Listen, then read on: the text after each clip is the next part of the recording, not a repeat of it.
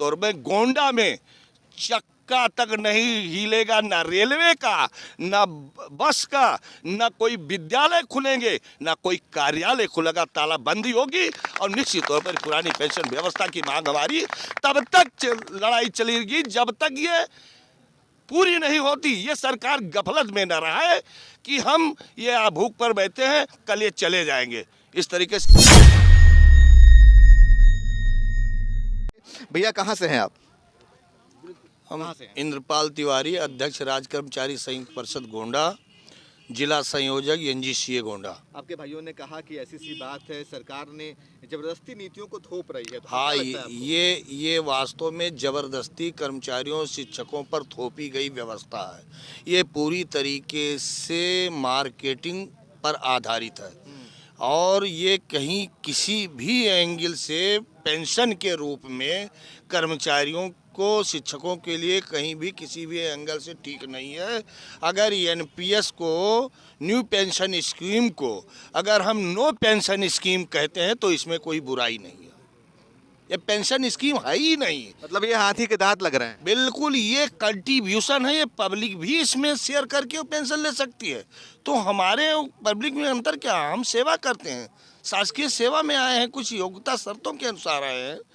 ये ओपीएस, वो पुरानी पेंशन व्यवस्था हमारी सेवानिवृत्ति के बाद मेरे जीवन को सिक्योर करती है, मुझे आश्वस्त करती है कि जब तक आप रहेंगे या आपके बाद आपका परिवार इससे सुरक्षित रहेगा। हमने 60 साल सरकार को दिया है और 60 साल के बाद हम वापस जा रहे हैं तो हमको किसी को जो रिटायर हो रहे हैं एनपीएस में उनको 500-700 रुपये पेंशन मिल रही है। ये कहाँ की व्यवस्था है? इस व्यवस्था को मैं पूरी तरीके से नकार रहा हूं और इस एनपीएस व्यवस्था के खिलाफ मेरी ये लड़ाई शुरू से ही 2005 से ही इसका विरोध हो रहा है। पीएफआरडीए बिल पास हुआ, पीएफआरडीए बिल आज तक विधेयक विधायी रूप में आ नहीं सकता, उसका अध्यादेश नहीं बना है।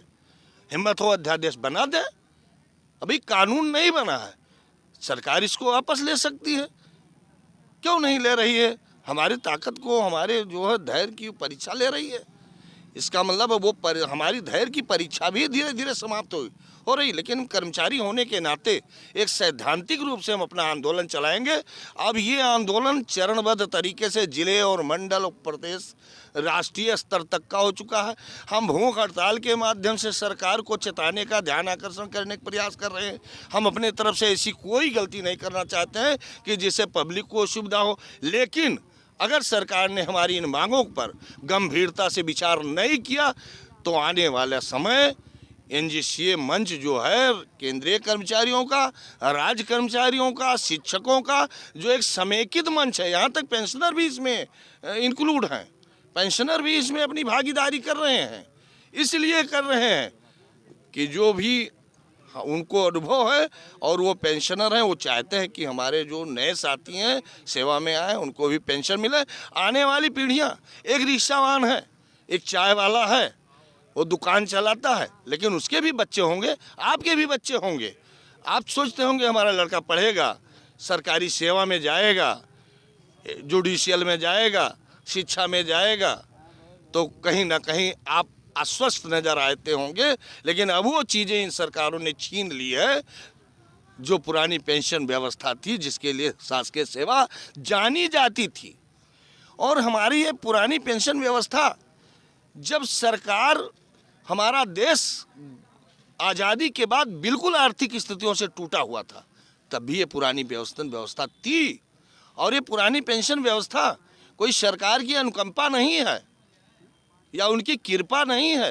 ये हमारे कर्मचारियों के, शिक्षकों का जिस दिन सेवा में आते हैं, जो उनका वेतन निर्धारण होता है, उसी समय वो न्यूनतम अंश काट करके उनका वेतन बनता है और वही अंत में जा करके हमको पेंशन के रूप में दिया जाता है। तो ये कोई अनुकंपा नहीं है। ये कहाँ की व्यवस्था है कि एक दिन के लिए विधायक बन जाएं, शपथ ग्रहण कर ले, उनको पुरानी पेंशन चाहिए। एक दिन के लिए सांसद बन जाएं, पुरानी पेंशन चाहिए। ये अस्थाई लोग हैं और कर्मचारी, शिक्षक ये 60 साल के लिए अस्थाई है सेवा में।